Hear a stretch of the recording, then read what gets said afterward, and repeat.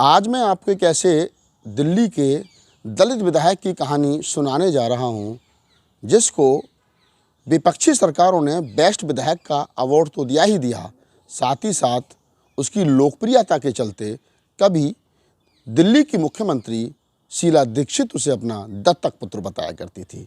लेकिन विरोधी खेमा हमेशा उसके खिलाफ एक्टिव रहा। जब वो बहुजन समाज पार्टी में था तो बहुजन समाज पार्टी के कई नेता उसको चुनाव हरवा देना चाहते थे। जब वो निर्दलीय चुनाव लड़ रहा था तब भी उसको बहुत सारे लोग चुनाव हरवा देना चाहते थे। तब आम आदमी पार्टी में था तो आम आदमी पार्टी में भी उसको उसी के निगम पार्षद नहीं चाहते थे कि वो चुनाव जीते। लेकिन फिर भी तमाम दुश्मनों को मात देते हुए चौधरी सुरेंद्र कुमार जाटव विधायक बनते रहे। तो बस चौधरी सुरेंद्र कुमार की इस कहानी के साथ आज बने रहिए वीडियो के अंत तक। नमस्कार, मैं राहुल नागपाल और आप देखना शुरू कर चुके हैं हमारे YouTube चैनल जिसका नाम है बोल 85। जैसा कि कल दिल्ली विधानसभा का रिजल्ट आया है और रिजल्ट में केजरीवाल सरकार की विदाई हो गई है। क्यों हो गई है, कैसे हो गई है, ये तो मैंने कई वीडियोस पर बना दिए हैं, चैनल पर जाइए देख लीजिए। लेकिन मैं आज बात करने जा रहा हूं दिल्ली की 70 विधानसभाओं में से एक आरक्षित विधानसभा जिसका नाम है गोकलपुर विधानसभा। गोकलपुर विधानसभा का इतिहास बड़ा ही स्वर्णिक है। वो इसलिए भी है क्योंकि यहाँ अम्बेडकरवादियों की संख्या ठीक ठाक है और यही कारण है कि ये कभी बहुजन समाज पार्टी का गढ़ कहा जाता था। सबसे पहले 2002 में बहुजन समाज पार्टी का निगम पार्षद प्रेमलता गौतम के रूप में यहीं से जीती। उसके बाद में 2008 में पहली बार बहुजन समाज पार्टी का यहाँ विधायक जीता जिसका नाम था चौधरी सुरेंद्र कुमार जाटव यानी दलित यानी चमार। कौन है चौधरी सुरेंद्र कुमार जो आज तक भी लोकप्रिय है और आज भी उसके विरोधी उसको सारे साम दाम दंड भेद के बाद में चुनाव नहीं हरा पाते हैं? क्या कारण है कि जब वो बसपा में था तो बसपा का एक पक्ष उसको हमेशा चुनाव लड़ाता था, लेकिन बसपा का शीर्ष नेतृत्व नहीं चाहता था वो चुनाव जीते दिल्ली का, और जब वो निर्दलीय चुनाव में था तब भी नहीं चाहते थे। ये कहानी जो मैंने स्टार्टिंग में बताई इस वीडियो के, वही कहानी मैं आपको डिटेल में परत दर पर बताना चाहता हूँ। चौधरी सुरेंद्र कुमार जाटव जो कि दिल्ली के पास एक गांव है पतला निवाड़ी, वहाँ के रहने वाले हैं। चौधरी सुरेंद्र कुमार ने जब राजनीति शुरू की तो 2002 में उन्होंने बहुजन समाज पार्टी का दामन थामा और सबसे पहला चुनाव 2003 में रोहतास नगर विधानसभा पर जनरल सीट पर उन्होंने फाइट किया और रामबाबू शर्मा के सामने मजबूत दावेदारी पेश की।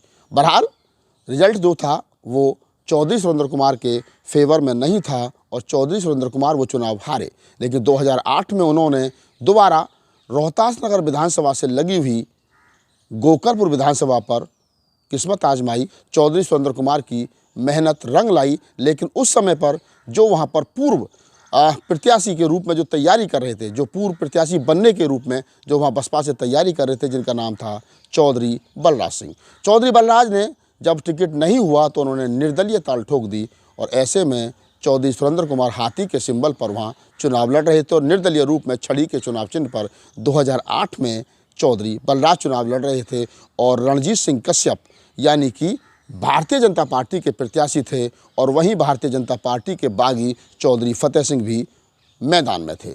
तो ये समीकरण था और कुल मिलाकर के सिटिंग एमएलए बलजोर सिंह को चौधरी सुरेंद्र ने लगभग 3400 वोट से चुनाव हरा दिया था। लेकिन जैसा मैंने बताया कि उस समय भी बहुजन समाज पार्टी के प्रदेश के कई बड़े नेता, जिनके मैं नाम यहाँ नहीं बताना चाहता हूँ, लेकिन मेरी उनसे उस समय बात होती थी तो वो कहते थे कि सुरेंद्र को वोट तो मिल जाए, पार्टी का वोट और परसेंटेज तो बढ़ जाए, लेकिन सुरेंद्र चुनाव नहीं जीतना चाहिए, नहीं तो हमारी राजनीति खत्म हो जाएगी। बहरहाल चौधरी सुरेंद्र कुमार की मेहनत और उनका व्यवहार रंग लाया और 3400 वोट से उन्होंने कांग्रेस के सिटिंग एमएलए बलजोर सिंह को चुनाव हरा दिया। पहले विधायक चौधरी सुरेंद्र कुमार जाटव दिल्ली विधानसभा में रहे। पूर्ण बहुमत की सरकार शीला दीक्षित की बनी और शीला दीक्षित की सरकार में ये कहा जाता है कि चौधरी सुरेंद्र कुमार ने सबसे ज़्यादा काम गोकलपुर विधानसभा में किया और गोकलपुर विधानसभा जो कि यूपी से लगी है, यूपी से सटी हुई विधानसभा है और जाटव बाहुल्य इलाका है, जाटव बाहुल्य विधानसभा है। अगर दलित समाज की बात की जाए तो लगभग 40% आबादी यहाँ दलितों की है और उसमें भी लगभग 80,000 जाटव समाज का वोट यहाँ रहता है, और वो भी उत्तर प्रदेश से आया हुआ अलीगढ़ बुलंदशहर और छोटी लेन बड़ौद बागपत शामली का जाटव चमार वोटर यहाँ 80-90 हज़ार की तादाद में है। तो काम किया और काम के आधार पर शीला सरकार ने चौधरी सुरेंद्र कुमार को बेस्ट विधायक का अवार्ड दिया, यानी उनको बेस्ट विधायक के अवार्ड से नवाजा गया। बहरहाल 5 साल पूरे हुए, दोबारा 2013 में चुनाव की तैयारियां हुई और उधर आम आदमी पार्टी भी नई नवेली पार्टी मैदान में अपना ताल ठोक रही थी।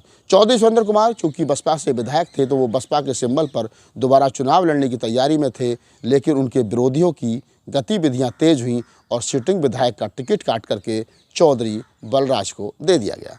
अब चौधरी सुरेंद्र कुमार बिना सिंबल के रोते हुए समाज के बीच में जब पहुँचे तो समाज ने एक नारा देते हुए कहा कि हाथी नहीं, हमें सुरेंद्र चाहिए और सुरेंद्र का सिंबल जो भी हो हम सुरेंद्र के साथ हैं। 2013 में आम आदमी पार्टी के संजय सिंह ने भी सुरेंद्र से संपर्क साधा और उन्होंने कहा कि हम आपको अपनी पार्टी यानी आम आदमी पार्टी के सिंबल झाड़ू पर चुनाव लड़ाना चाहते हैं, लेकिन सुरेंद्र ने मना कर दिया और कहा कि नहीं, मैं चुनाव नहीं लड़ूंगा, मैं निर्दलीय लड़ूंगा, जैसा मेरा समाज कहेगा मैं वैसा करूंगा।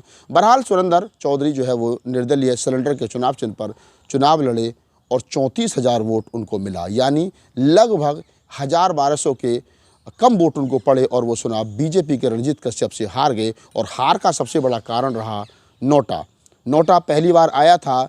सुरेंद्र के समर्थक ये कहते रहे कि सबसे नीचे हमारा चुनाव चिन्ह बस वो दबा देना, तो दिल्ली में सबसे ज़्यादा वोट नोटा को लगभग 2,000 के आसपास पड़ा और 1,000-1,200-1,500 वोट के आसपास चौधरी सुरेंद्र कुमार वहाँ चुनाव हार गए।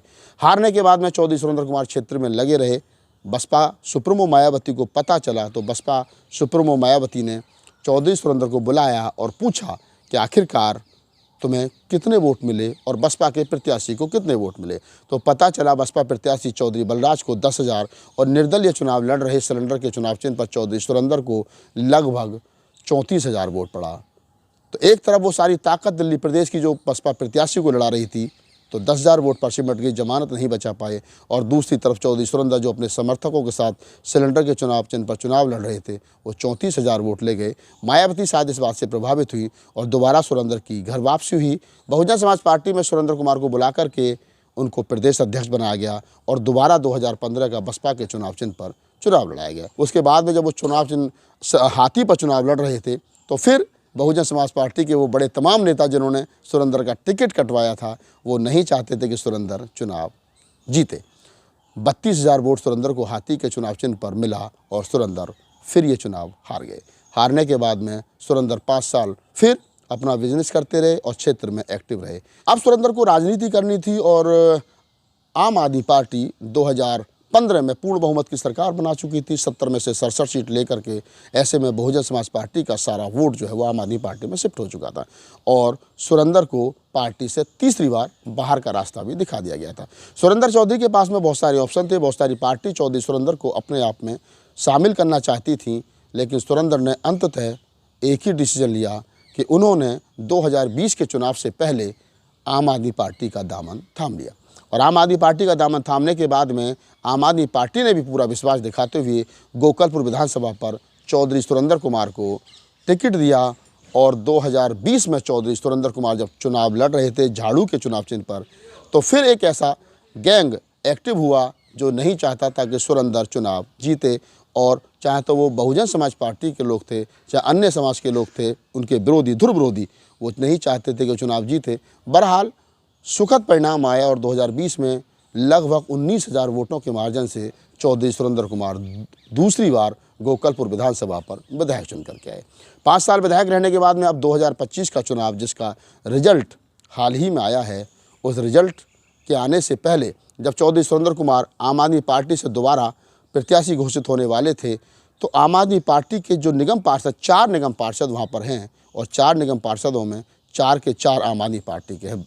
4 वार्ड हैं, 4 के 4 पार्षद, 4 के 4 जाटव जाति से आते हैं और 4 के 4 जो है वो आम आदमी पार्टी के हैं। लेकिन उनमें एक पार्षद है जिनका नाम बलराज है जो चौधरी के सुरेंद्र के सबसे ज़्यादा राजनीतिक ध्रुव विरोधी हैं। कई बार उन्होंने चौधरी सुरेंद्र कुमार का टिकट कटवाया, कई बार वो उनके विरोध में रहे, लेकिन अभी वो आम आदमी पार्टी से वहाँ पर गोकलपुर वार्ड से पार्षद हैं। उनकी पत्नी सोमवती पार्षद है। ऐसे में पार्षद रहते हुए उन्होंने अपनी दावेदारी विधायक के रूप में पेश की। पूरे होर्डिंग पोस्टरों से गोकलपुर विधानसभा को पाट दिया गया।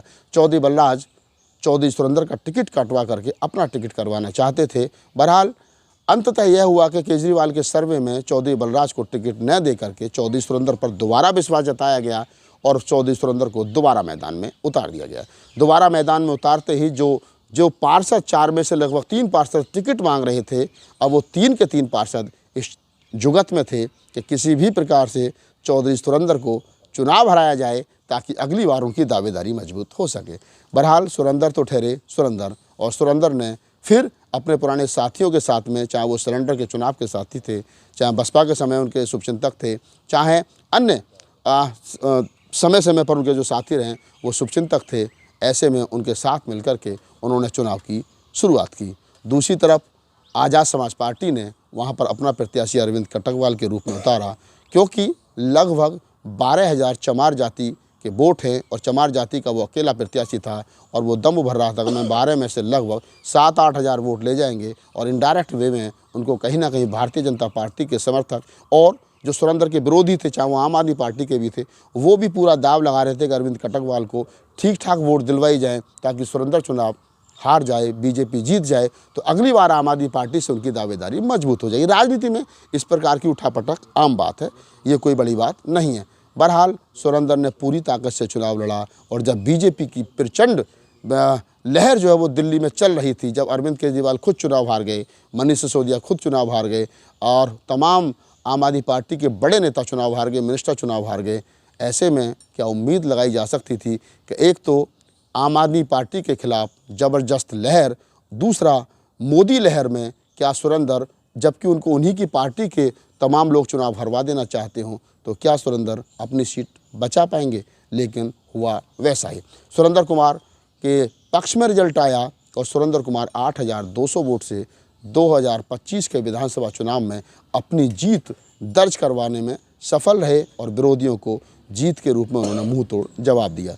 तो ये जो कहानी मैंने आपको सुनाई है, ये एक ऐसे निर्भीक, ऐसे लोकप्रिय दलित नेता की कहानी मैंने आपको सुनाई कि जिसको समय समय पर तमाम लोग चुनाव हरवाने के लिए, चाहे तो उनकी पार्टी के, जिस पार्टी में वो रहे उस पार्टी के लोग भी उनको चुनाव हरा देना चाहते थे, निर्दलीय के रूप में भी, आम आदमी पार्टी के रूप में भी, बसपा के रूप में भी।